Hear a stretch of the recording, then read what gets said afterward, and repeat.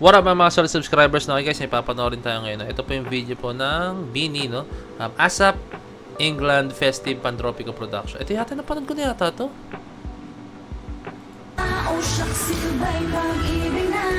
Ba't ko na yata ito, ha? Not sure kung napanood ko na ito guys, ha? Wait lang. Ay, hindi pa. Iba yata yung napanood ko. Tara, panood natin, let's go. Pero ganito rin yung production eh. Pero let's watch this one na lang.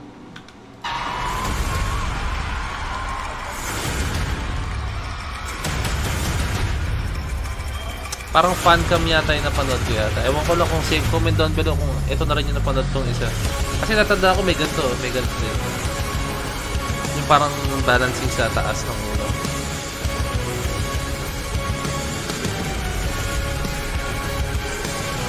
Ang ganda ko, sakto pala yung lightning sa ulo. Ang galing. Ang galing, saktong-sakto yung lightning sa ulo nung nagpabalance, oh.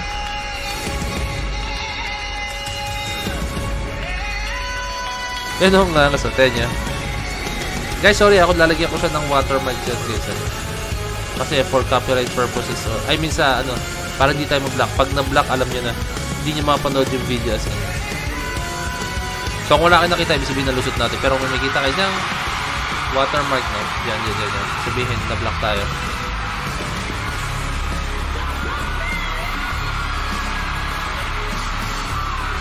Knocks naman ng Nations Girl Group.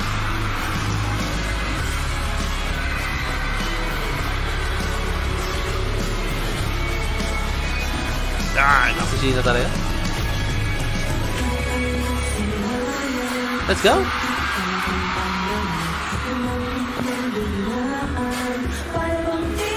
Kung ito man yung napanood ko guys, no, ang maganda rito syempre, ibang angle naman to, no.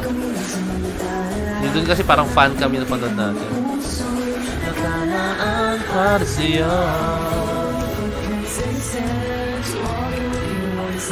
Talagang Bini yung pang-fronta nila eh. Syempre, matik yan. Boy!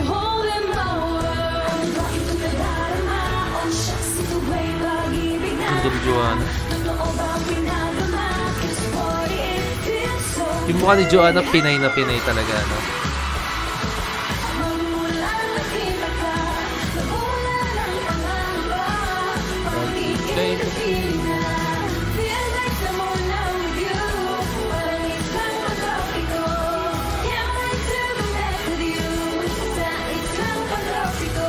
Hey!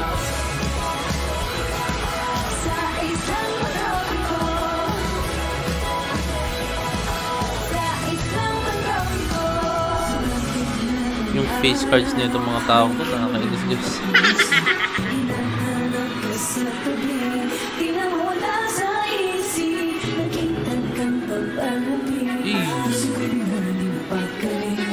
Yung stage presence nila guys, nandun na talaga. Hindi mo na sobrang solid na stage presence nila.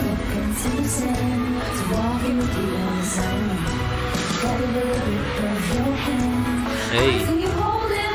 Hey, let's go, Aya! Oh, shucks.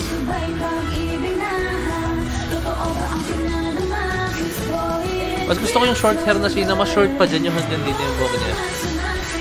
Nakanga sa kanya nun, hindi ka ng buhok.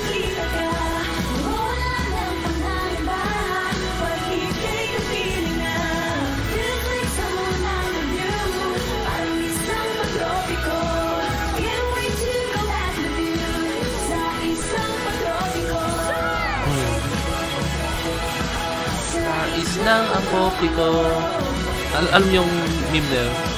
Sais lang ang kopi ko.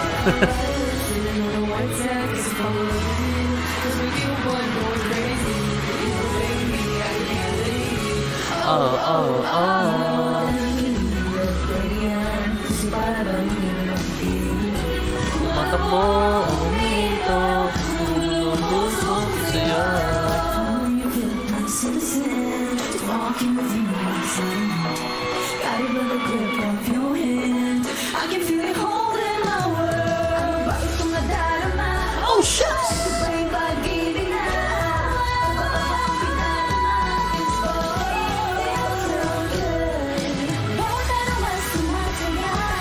Magmula makita ka.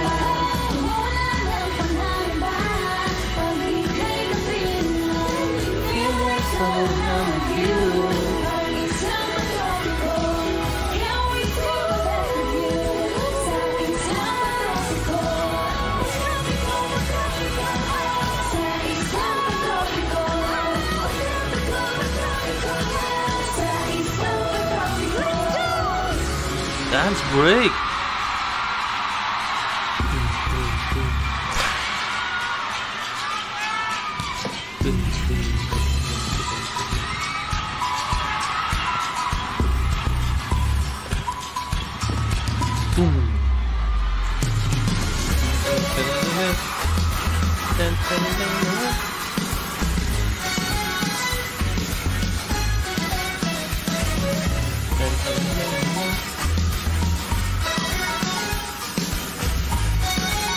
Bas, masaya isang fan ha. Mukhang alam niyo yung choreography ng Pantropy ko ha.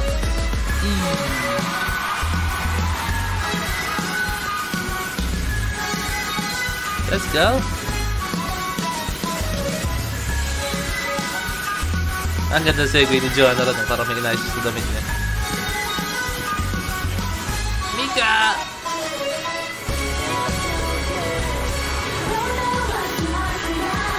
Magmula nang makita ka, pag ika'y kapilingan sa isang pagkopiko, sa isang pagkopiko.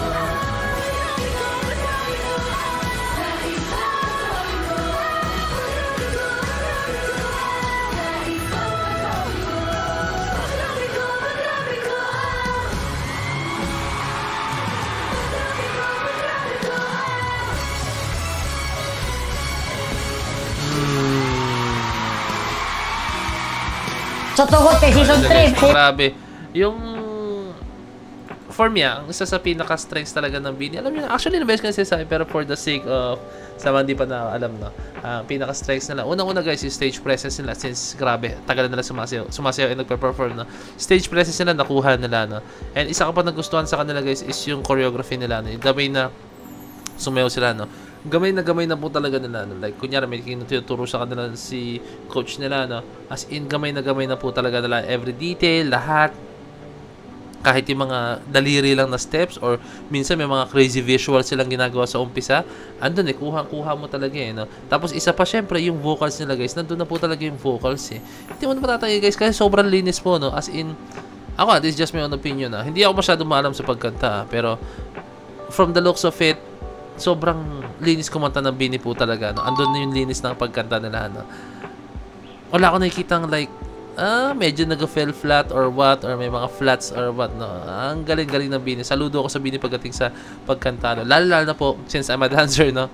Pagdating sa pagsayaw, ang galing ng Bini po talaga, no? Solid Bini. Level, sobrang linis gumalaw, on timing, grabe, pati pag may mga transitions silang ginagawa, mga sequencing, napakalinis po talaga guys, no? So yun lang guys, maraming salamat. So disappointed sa kanila. Please bless you.